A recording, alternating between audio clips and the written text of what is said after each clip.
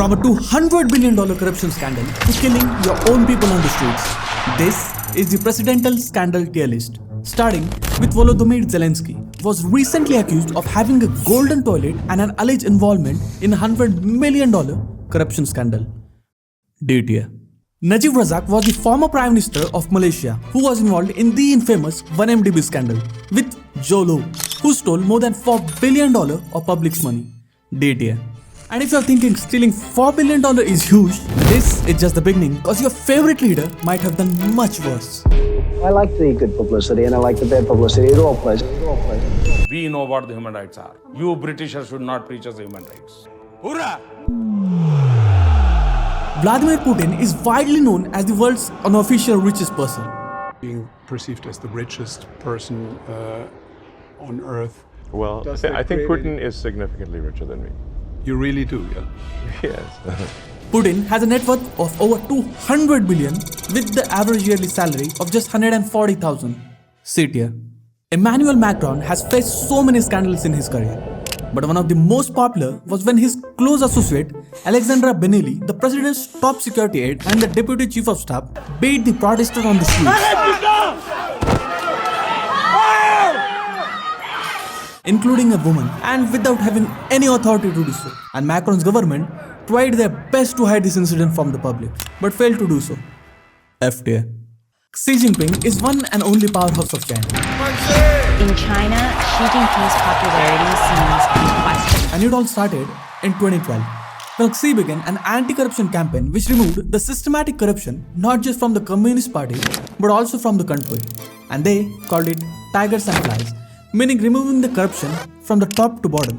But many argue that Xi targeted many of his political rivals and future opponents. And that makes sense, as when the Panama Papers were leaked, it included many relatives of the top officials from the Communist Party, including the brother-in-law of Xi Jinping.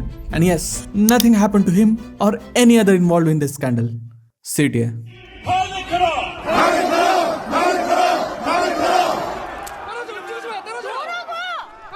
Yoon Suk-yeol was the former president of South Korea who tried to take over the country by declaring the martial law in the middle of the night. 반드시 척결하겠습니다. Military was on the road, opposition was panicking, and the people were stunned. But according to South Korea's constitution, president can declare martial law, but it can be removed in the parliament if the majority supports the removal. So Yoon's plan was to stop the members of parliament from voting, and to do so, he put a huge military near the parliament building to stop everyone from entering inside. But something unexpected happened. Public started gathering near the parliament, shouting, protesting, and opposing this decision, and even helping the members to reach inside. And by the morning, 190 members voted to lift the martial law, and at 4:30 am in the morning, the martial law was officially over, saving the democracy of South Korea.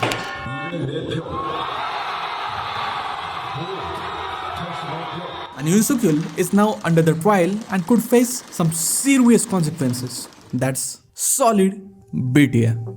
Donald Trump is the poster boy of MAGA. Make America great again. But he's also the poster boy of controversies. And the list is huge. From Epstein files to the Greenland. And by the way, Greenland. But today, let's talk about the January 6th Capitol attack. Trump's 45th term as president was over, and everyone knew that he lost the next election. But Trump wasn't ready to accept it. He posted everywhere that the elections were stolen from him, and it's all a large-scale voter fraud. So on January 6th, Trump was advising a huge rally near the White House, and he said this. I know that everyone here will soon be marching over to the Capitol building to peacefully and patriotically make your voices heard. Although he does said protesters should act peacefully and patriotically, but we all know it doesn't go that well. B tier. Mohammed bin Salman is the crown prince of Saudi Arabia, and according to CIA's report, he is the man who ordered the murder of Jamal Khashoggi, the journalist at the Washington Post. Did you order the murder of Jamal Khashoggi? بلا شك لا. Jamal was a prominent journalist in Saudi Arabia and one of the early supporters of MBS. But after MBS rose to power, there were many incidents that made Jamal one of MBS' biggest critics. like the arrest of independent clerks, suppression of media, free speech. So basically, he wasn't happy with what's happening in his country. And in mid-2017, Jamal was banned from writing, and he was also scared of detention. So he left Saudi in September and then joined the Washington Post and started criticizing Mohammed bin Salman. Jamal, let me start with you. You've compared your crown prince to Putin, to Iran's supreme leader. You've said he's creating, quote, an interesting form of dictatorship. How so? I still see him as a reformer, but he is gathering all power within his hand. So on October 2nd, Jamal and his fiancée went to Turkey to receive some documents required for their marriage from the Saudi consulate located in Istanbul. So Jamal entered the consulate that day, but he never came back. Inside the consulate, 15 Saudi officials, including the personal bodyguard of MBS, was waiting for Jamal, and they chopped him in pieces. 8 years. Narendra Modi has been the sitting Prime Minister of India since 2014, but before becoming the Prime Minister, he was the Chief Minister of Gujarat. And in his tenure, a very unfortunate thing happened. The 2002 Gujarat riots, or the Godhra Kand. This is exactly what the authorities hoped would never happen. The streets have become a battleground. The grief and anger at yesterday's murders has boiled over into violence, looting, and religious hatred. It was February 22nd, and a train named Sabarmati Express had just arrived at the Godhra station. And after some time, it started moving, but someone was pulling the emergency brake multiple times. And according to one report, the Muslim mob started attacking the coaches and eventually set the S6 coach on fire, which killed 59 people, including 27 women and 10 children. And this thing ignited the communal riots between Hindu and Muslim. And for the next couple days, the Gujarat kept burning, eventually killing over 1,000 people. And the Modi government failed to stop this massacre. BTA.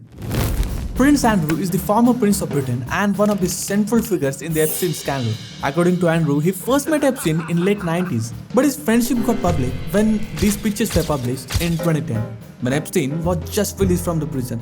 So everybody knew that Andrew and Epstein are friends. But the things took darker turn when the Virginia Giuffre, one of 15 in Epstein scandal, filed a lawsuit mentioning then Prince Andrew. But the real blunder actually happened from Prince Andrew's side when he gave an exclusive interview to BBC explaining his side of story. You were staying at the house of Yes. a convicted sex offender. It was a convenient place to stay. It was almost impossible for me to sweat. Seeing you there, getting a foot massage from a young Russian woman. Did that happen? No. So after the interview, Andrew faced immediate backlash. Widely being described now as Prince Andrew's disastrous BBC interview. But he kept denying his involvement in the scandal, and the current state is he has been featured in the latest Epstein files. And also he has lost his duties, military titles, honors, and his Royal Highness title. But I wonder, is that enough? Because the victim, Virginia Giuffre, well, she died by suicide, they say. That's a solid STI. Bill Clinton was the former president of the United States, and he's also one of the most featured person in the newly released Epstein files. Bill's career is full of sexual scandal from Monica Lewinsky, Kathleen Willey, Paula Jones to Jeffrey Epstein. But his biggest scandal was his affair with Monica Lewinsky in late 1998. I can't take it anymore. I know. And as we all know, Monica was just 22-year-old, newly joined intern at White House. And while working at White House, she had started a secret relationship with then President Bill Clinton. And later, she told about this to her friend Linda Tripp, who started recording their phone conversation. We didn't have sex, Linda. Well, what do you call it? We fooled around. Oh, Sex? I don't know. I think if you get to orgasm, that's having sex. No, it's not. Yes, it is. No, it's not. And when Bill was going through the Paul Jones sexual harassment scandal, Monica's name started coming up. And as Monica had shared the details of her affair with Linda started panicking.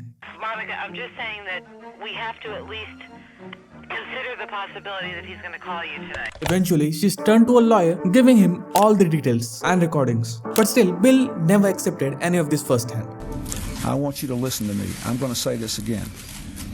I did not have sexual relations with that woman, Miss Lewinsky.